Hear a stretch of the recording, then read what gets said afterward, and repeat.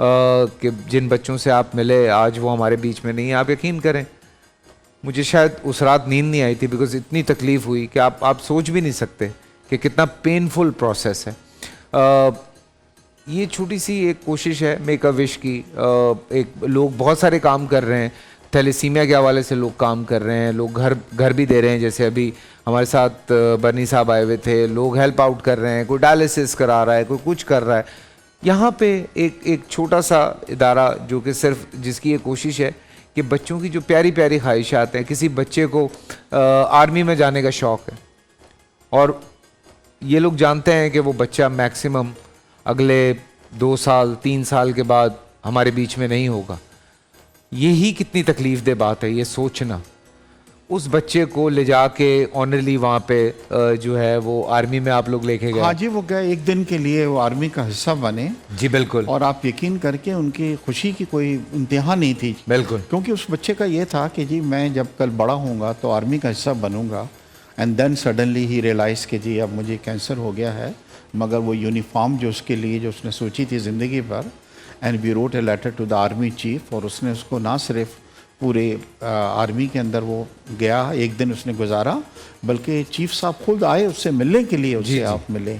इसी तरह नेवी की भी विश आई है, एक दिन का पुलिस ऑफिसर बनने की भी जो है वो विश आई है।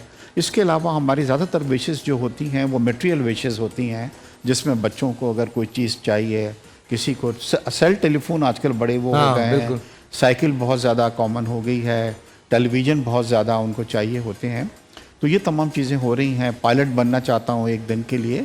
मगर एक विश मैं आपको बताना चाहता हूँ कि which is very close to my heart.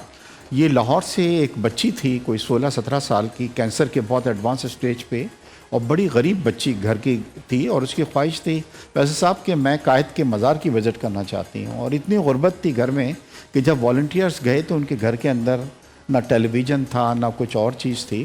तो जब हम उसको लाहौर से लेके आ रहे थे तो पूरे रास्ते उसकी माँ उसको इन्फ्लुएंस करने की कोशिश करती रही कि हम गरीब लोग हैं, कुछ चीज़ मांग लो ताकि हमें कुछ फ़ायदा हो जाए।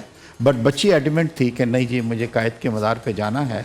और फिर हम उसको लेके गए, उसने फातिहा पढ़ी, उसको नए कपड़े दिलवाए।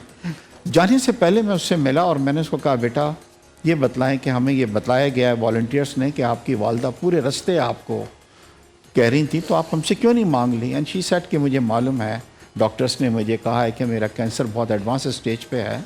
मैं मरने से पहले कायद के मज़ार की विज़िट करना चाहती थी और कायद का शुक्रिया अदा करना चाहती थी कि उसने हमें इतना खूबसूरत मुल्क दिया। अब फैसल जब मैं गुज़रता हूँ वहाँ से, वो बच्ची मर गई कुछ अरसे बाद, मगर उसका चेहरा आता है कि एक वो बच्ची जो मौत से इतनी करीब थी, उसके क्या जज्बात थे, और हम सेहतमंद लोग कायद के दिए हुए मुल्क के साथ हम क्या कर रहे हैं आज। पूरा साल इंतजार था मुझे इस रमजान में।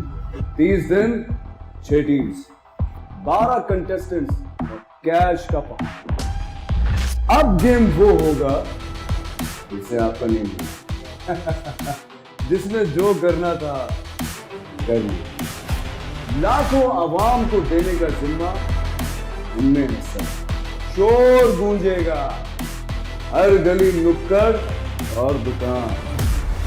रमजान लीग बनेगी आपकी पहचान। नारा लगेगा तो पारा चढ़ेगा।